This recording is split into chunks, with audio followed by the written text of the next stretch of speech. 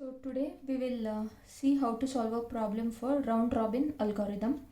So ಈ ಥರ question ಕೊಟ್ಟಿರ್ತಾರೆ, that is consider the following set of processes that arrive at time 0 with the length of the CPU burst given in the milliseconds and the time quantum taken as 5 milliseconds. Round robin ಅಂತ ಹೇಳಿದ್ರೆ time quantum it will come into picture ಆಯಿತಾ. So in case ಅವರು ಕೊಟ್ಟಿಲ್ಲ ಅಂದ್ರೂ time quantum ಬಂದಿದೆ ಅಂದರೆ it is your round robin algorithm ಅಂತ ಗೊತ್ತಾಗಬೇಕು ನಿಮಗೆ. Okay, these are the processes, these are the burst time of the processes. Then you have to draw the Gantt chart, calculate waiting time and average waiting time, turnaround time and average turnaround time for round robin algorithm. So this round robin algorithm andre enu, it is same as your first come first serve algorithm but with preemption. Preemption anta helidre, so for each time quantum ಕೊಟ್ಟಿರೋದ್ರಿಂದ ಎಲ್ಲ ಪ್ರಾಸೆಸ್ಸಿಗೂ ಬರೀ ಅಷ್ಟೇ time allocate ಆಗಿರುತ್ತೆ. ಇಲ್ಲಿ 5 milliseconds ಅಂತ ಹೇಳಿದ್ರೆ burst time ಎಷ್ಟೇ ಇರಲಿ ಪ್ರಾಸೆಸ್ಸಿಂದು, but ಎಲ್ಲ ಪ್ರಾಸೆಸ್ಸಿಗೂ ಕೂಡ ಒಂದೊಂದು ಸರ್ತಿ it will be given only 5 milliseconds to execute. ಆ 5 milliseconds ಆದ ನಂತರ ಪ್ರಿಯಂಪ್ಟ್ ಆಗುತ್ತೆ. ಪ್ರಿಯಂಪ್ಟ್ ಅಂತ ಹೇಳಿದ್ರೆ ಸಿ ಪಿ ಯು ಆ ಪ್ರಾಸೆಸ್ಸಿಂದ ಸ್ವಿಚ್ ಆಗಿ ಅಥವಾ ತೆಗೆದು ಬೇರೆ ಪ್ರಾಸೆಸ್ಸಿಗೆ ನೆಕ್ಸ್ಟ್ ಪ್ರಾಸೆಸ್ಸಿಗೆ ಕೊಡ್ತಾರೆ. So your round robin is nothing but FCFS plus preemption. FCFS ಇಂದಾನೆ ನೀವು ಸಾಲ್ವ್ ಮಾಡಬೇಕು, ಬಟ್ ವಿತ್ ಪ್ರಿಯಂಪ್ಷನ್ ಅಂದರೆ ಒಂದೊಂದು process it stops and C P U will be given to the next process, ಆ ಥರ ಆಯಿತಾ. I draw the Gantt chart, you'll come to know what is it. Okay, so let me draw the Gantt chart here itself. Okay,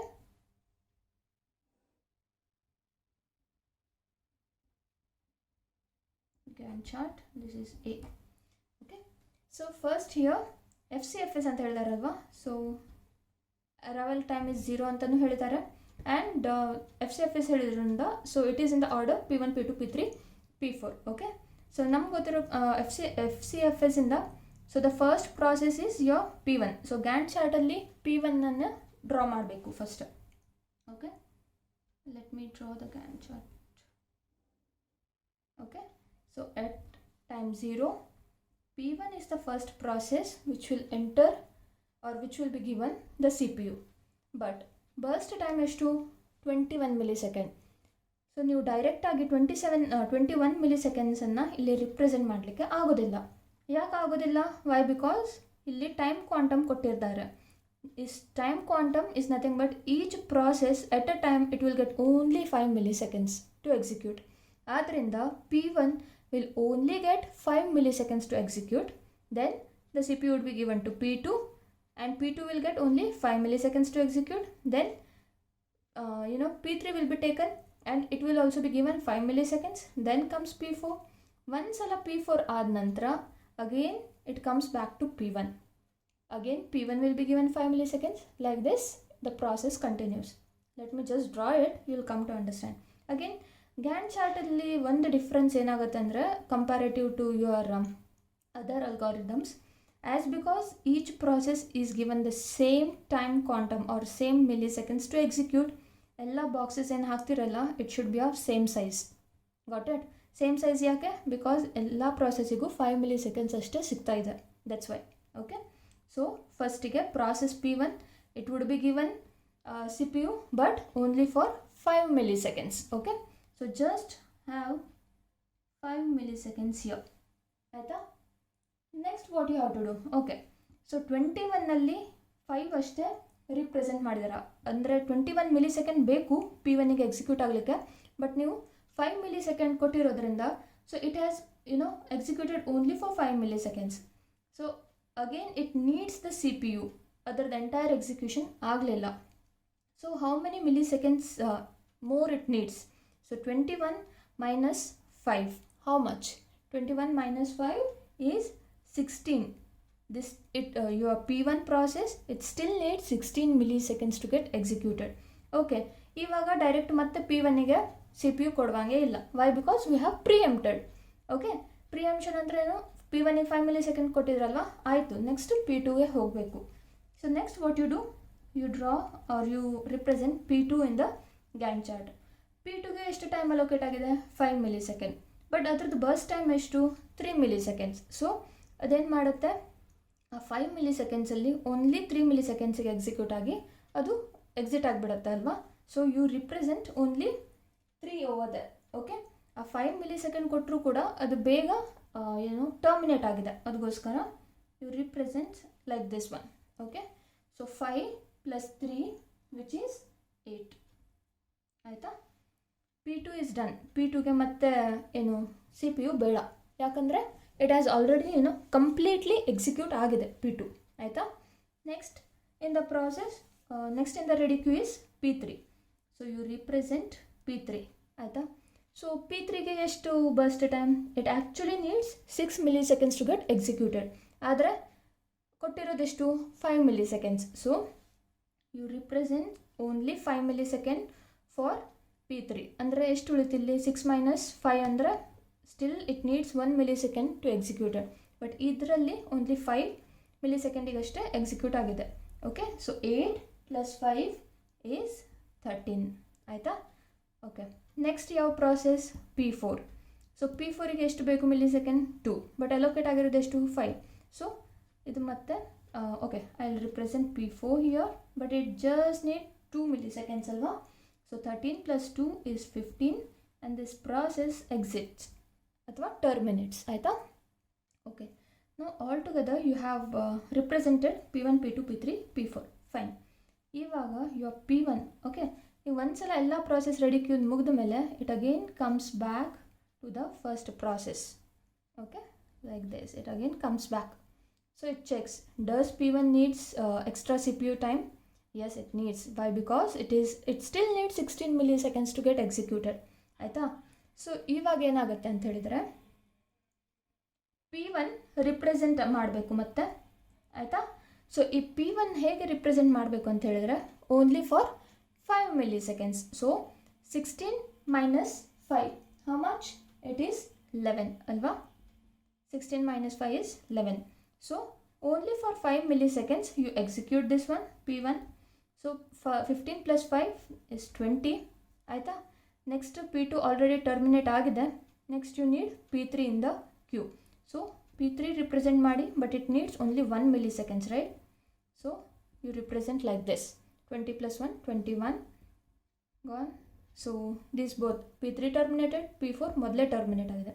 but ಈಗಿರೋದು ಮತ್ತೆ ವಾಪಸ್ P4 ಆಯಿತು, ಮತ್ತೆ ವಾಪಸ್ P1ಗೆ ಬಂತು. So P1 ಈಗ ರೆಡಿ ಕ್ಯೂದಲ್ಲಿ ಇರೋದು ಒಂದೇ ಪ್ರಾಸೆಸ್ ಅಲ್ವಾ.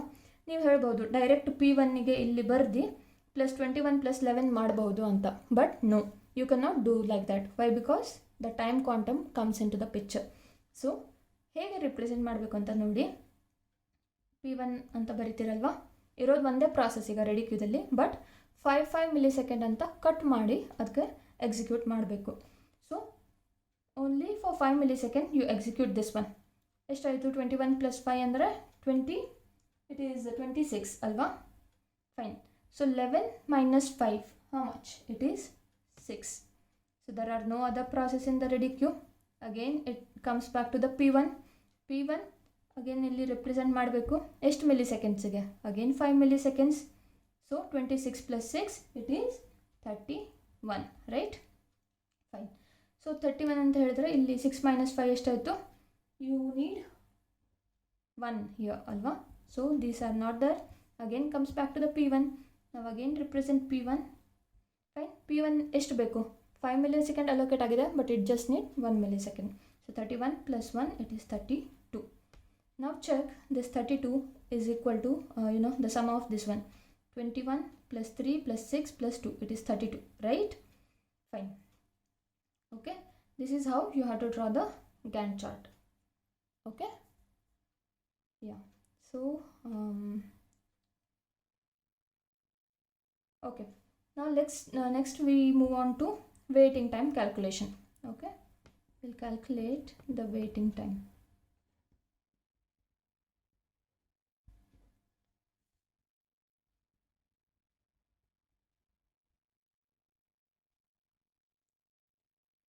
Okay, so we have process P1, P2, P3, P4.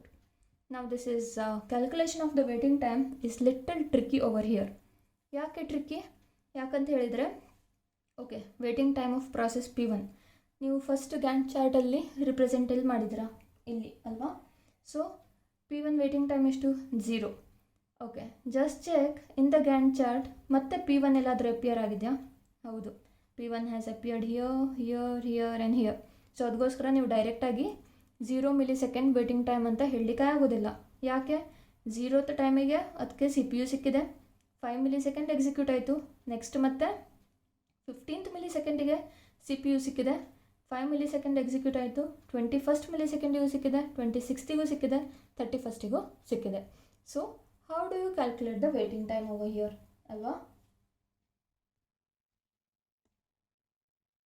Okay, so check ಮಾಡಿ.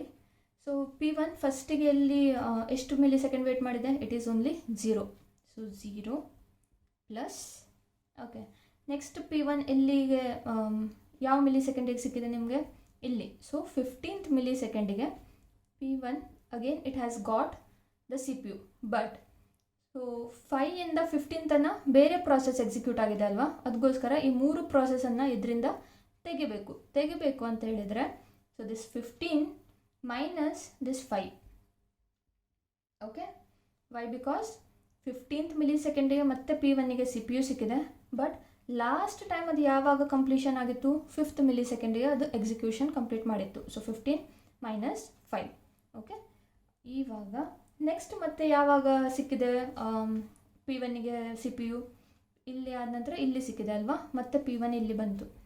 ಸೊ 21 ಮೈನಸ್, ಸೊ ಇವಾಗ ನೋಡಿ 21 ಲಾಸ್ಟ್ ಟೈಮ್ ಯಾವಾಗ ಎಕ್ಸಿಕ್ಯೂಷನ್ ಕಂಪ್ಲೀಟ್ ಆಗಿತ್ತು? ಇಲ್ಲಿ 20th ಮಿಲಿಸೆಕೆಂಡಿಗೆ ಅಲ್ವಾ. So 21 minus 20. Now this is the waiting time of your P1. Okay, I'll repeat once again.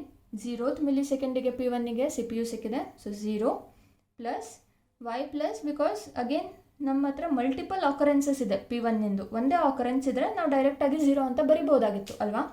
So P1 ಮತ್ತೆ 15th ಮಿಲಿಸೆಕೆಂಡಿಗೆ ಬಂದಿದೆ, but 15th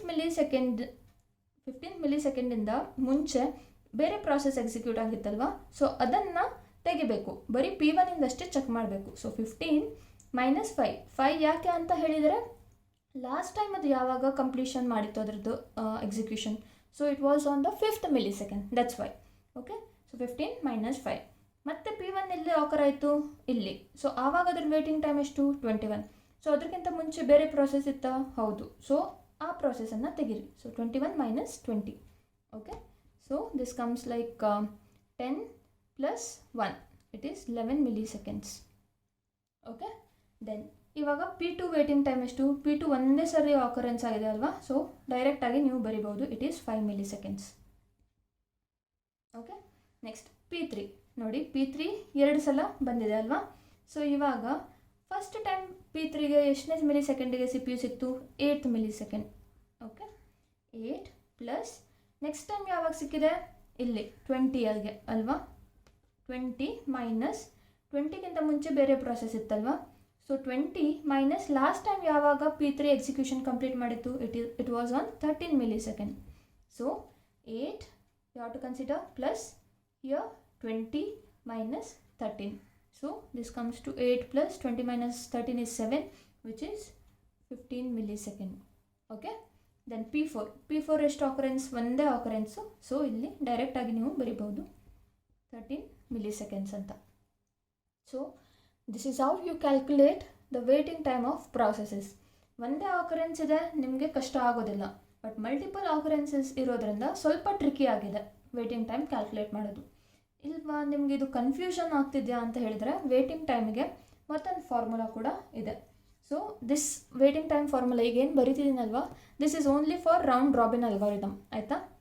so formula ಬರಿತೀನಿ. Waiting time for round robin ಹೇಗೆ calculate ಮಾಡೋದು ಅಂತ, is equal to last start time of the process minus its arrival time, okay, into preemption multiplied by quantum. Okay, so waiting time for round robin is equal to last start time of the process minus its arrival time into preemption into the quantum. Okay. Wait a minute, I have made a mistake here.